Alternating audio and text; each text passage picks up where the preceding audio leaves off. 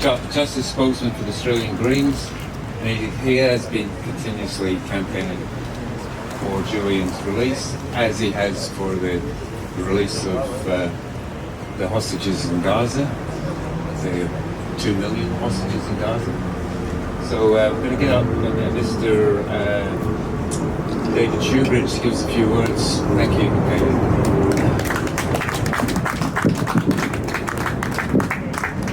Well, thanks everyone for coming out today. And I want to start by acknowledging this is First Nations and Scadigal land. Pay our collective respects to elders past, present and emerging.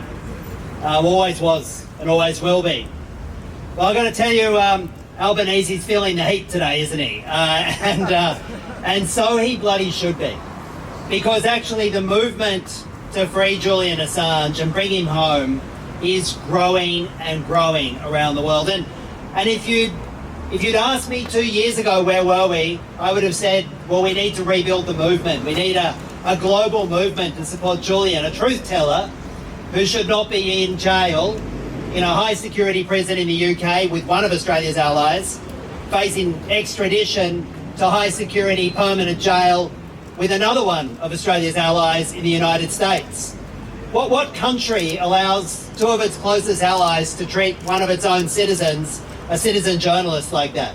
Well, only a country that's willing to roll over and have its belly tickled when its masters in Washington or London do so. And if Prime Minister Albanese is to be a genuine Prime Minister for Australia, that means standing up to the United States.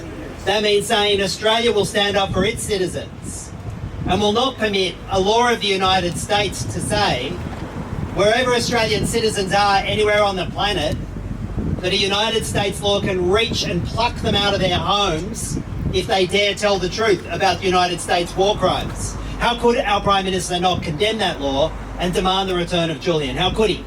The only way is if you surrender sovereignty to the United States, like the Albanese government, and before that the Morrison government was willing to do. Shame on our government for doing that.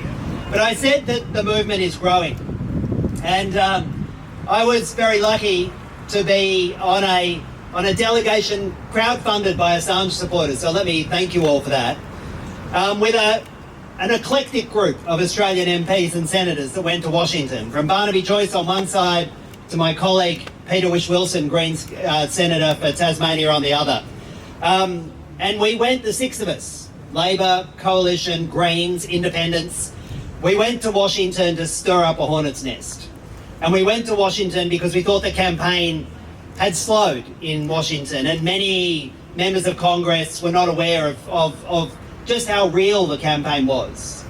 And I've got to tell you now that is continuing to bear fruit. We've had joint letters signed by Democrats and Republicans from across the political spectrum demanding Julian Assange's release, demanding the end of charges. And just in the last few days, a fresh resolution has been tabled in Congress, again sponsored by members of Congress from across the political spectrum, demanding, on the basis of the US First Amendment and free speech rights, demanding that the Biden administration end the prosecution and let Julian Assange come home. And we could all join with that, because that's our ultimate goal.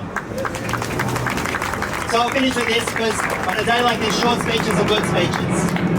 I will continue to press the likes of Penny Wong to actually show some backbone and stop saying that this is all just a matter for the courts and she can't intervene. She's never said that in relation to freeing Australians from China. She's never said that in relation to freeing Australians from Iran. She's never said that about freeing Australians or other citizens from Russia. It's just that when it's one of the great and powerful allies of Australia, that this government just surrenders its will. And it's not enough just to endlessly, ceaselessly repeat the mantra that it's gone on too long. Australia should put some critical assets on the line in the relationships and say to the United States, well, if you don't free Julian Assange, you got a 6 months where your ships can't visit Australian ports. If you don't free Julian Assange, we're going to stop this cooperation with you. Put something meaningful on the table, like it matters, because it does. And let's keep pushing our government till they make it matter, until Julian can be home with his wife and his kids in Australia, being a proud, brave journalist citizen. Thanks very much.